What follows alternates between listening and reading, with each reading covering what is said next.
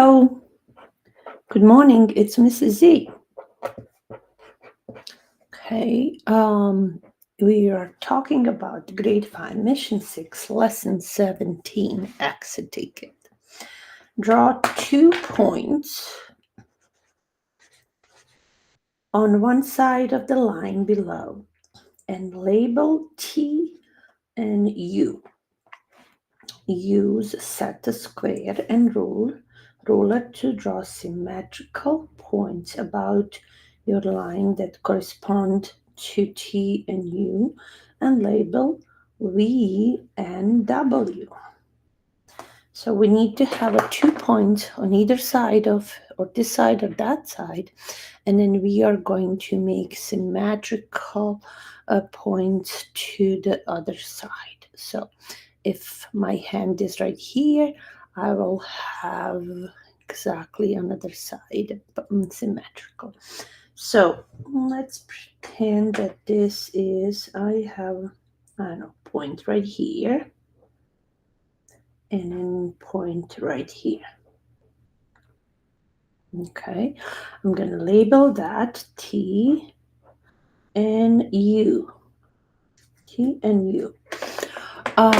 So now the first, when you have a point and it has to be perpendicular, this is a line of symmetry. So a line of every point has to be perpendicularly to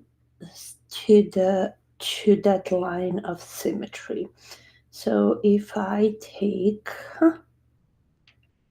this and I create a right angle right there, so I can make dashes right there, and then I create right angle right here. So I needed to continue to the dashes, but I have to measure how much distance between T and the line of symmetry. So if I take my little centimeters ruler, I can put 0 on the T, and I can say that my line is 2 centimeters. So you can see that is 2 centimeters distance between. I can even label it like this. So 1, 2. So now the distance from the line of symmetry has to be exactly 2 centimeters too. So there is 1, 2. So my corresponding point or copy of T is V, and T is symmetrical to V. If I fold this paper, it will fit to the, it will not create a gap. Okay, I will do the same thing with also U. I'm going to take my ruler. I'm going to create perpendicular line. I'll do dashes as I did before. I reach the line of symmetry, so now I need to measure. So here is, start with U, 0. Okay, 1, 2, 3, 4 centimeters. So I have a 4 centimeters from the U to the line of symmetry. So I'm going to also continue these perpendicular line, extend that, and then I needed to measure 4 centimeters. So I will see if this is 0, and 1, 2, 3, 4. So my line is going to go all the way to here, and this is my W. Okay, W. I'm also gonna look for my putty paper. So let's see if I get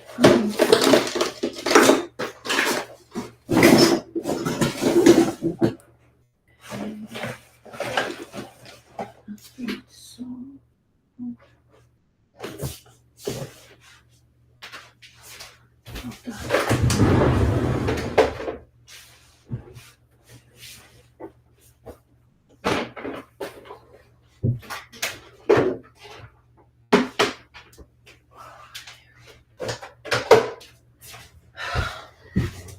I was looking for a putty paper because I can use C2 paper to show you the line of symmetry when you fold the points, that it will be the same distance. But we can do it this way as well.